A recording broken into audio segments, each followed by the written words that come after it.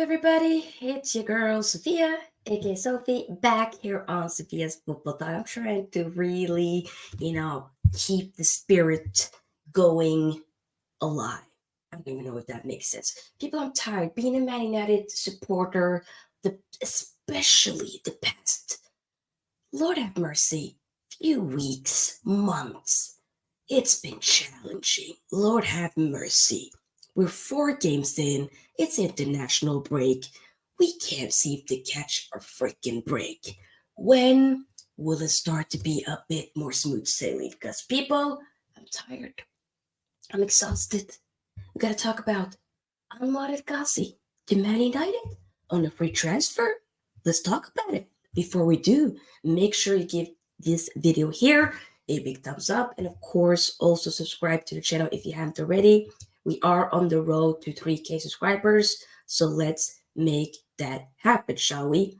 Let's start. So this was reported literally like an hour ago of me filming this, okay? Manchester United are considering a shock move for Anwar El Ghazi amid uncertainty over, of course, the Anthony and James Sancho situation.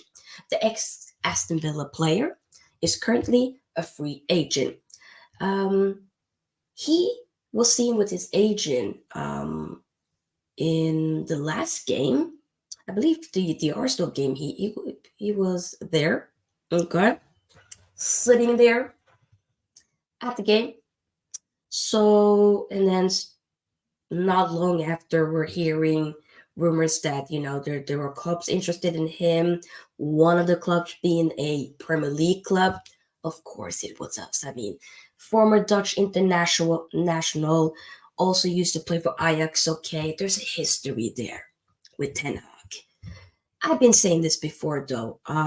We need a proper sporting director to come in and help out Uncle Ericy. Okay, Uncle Ericy should not be completely on the transfer by himself. You can have a list of the type of profiles you would want, but essentially, at the end of the day, you got to have a proper team. Like, there's a reason why, if you look at, for instance, Liverpool and with Jurgen Klopp, like, you've been seeing him going a little bit mad the past few seasons, not having like Michael Edwards helping him out with signings. Remember the infamous the fact once he first came to Liverpool, he wanted to sign like Julian Brandt. Also, I believe he wanted to sign Mario Götze, but then Michael Edwards actually,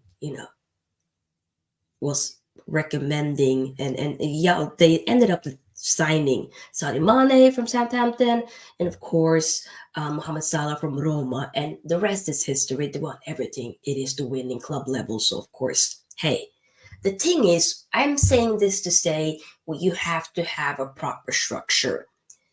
I know there's definitely a lot of like rival fans, even fans within Man United, that be kind of questioning maybe Ten Hag's talent idea. I do feel like for most of the part that some of the signings have really worked out and been good, but there's also some signings that you're kind of looking a little bit sideways at and being like, why did we get Johnny Evans? Why are we going back to our ex? Was that something that the board was like, let's do, so we can just like kind of nip the center back priority in the butt, at least for another season, and then we'll maybe go in for that in the summer. I don't know. And then I was like, you know what? Yeah, okay, you don't have the funds. It's fine. Like, I don't know. This one, to be very honest, I know it is, it's very clear that the right wing position hasn't been fully locked. There's situation going with Anthony that I'm not going to go into. He'll be gone for however long he'll be gone for, but either way, he ain't going to be playing anytime soon. And then you also have the situation with Jadon Sancho as well. So shouldn't this then be an opportunity for a Facundo Palestri to get a chance whenever he has come in subbed as a sub, a few games last season? I felt like it looked very good. Also, preseason definitely impressed me. I want to see more. Okay, technically, Facundo Palestri wanted to actually, I believe, go leave Man United, go for a loan, as he wanted to play more minutes, which I completely get. But Ten Hag had a conversation with him. So both of them, decided that, okay, Facundo will stay here.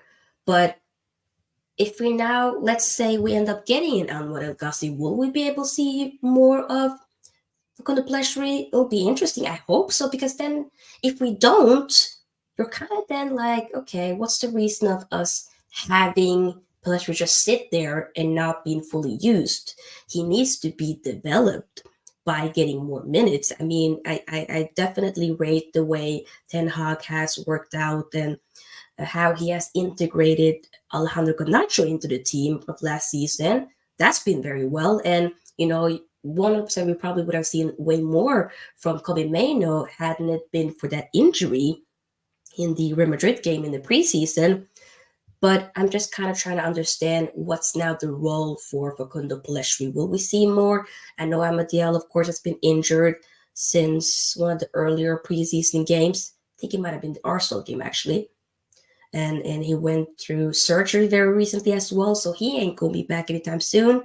But even though you might think, hypothetically, the right wing might look a little bit light, right, compared to the left wing, you still have options. Like I said, Facundo Pelestri, and then, okay, once Mount comes back from, injury after the international break, I can see him maybe even testing out, trying him on the right wing. Worst case scenario, you have a Bruno play there, even though I'm not necessarily sold on having Bruno play on the right wing. I prefer more so on in the middle, as we saw once, Portugal just smacked up Luxembourg 9-0, even though it's Luxembourg, but still 3 assists and a goal. Come on, let's let him play where he's good at, which is in the middle, and not have him move it to the right. So I said this all to say I'm not sold on this. If this would have been an Anwar El Ghazi, Aston Villa, a few years ago, I would have been like, you know what? As a squad player, I don't mind. Right now, the guy's 28. Like, we're the same age, right? He's going to be 29, I believe, in May. He ain't getting any younger. There's also a reason why you're a free agent. Obviously, you can, of course, negotiate. You're not necessarily have to negotiate with a club for like a transfer fee and all of that. You now have to just focus on the wages and, of course, paying off the agents and all of that. But I just feel like we could still be able to manage not having to get Anwar El Ghazi. So I ain't gonna lie, but there's definitely a lot of people that might be a bit too reactionary with calling off for Ten Hag's head. Already maybe feel like, or there's definitely people already feel like they are Ten Hag out, or people in the brink of being Ten Hag out. It will take me a lot for me to get there because I'm not there at all. But I definitely am still going to be critical. I'm not going to be, I trust the guy. I trust Uncle Eric, but I'm not going to fully and blindly trust him. I'm still going to be critical because I'm a football fan. I got opinions and I will be sharing it.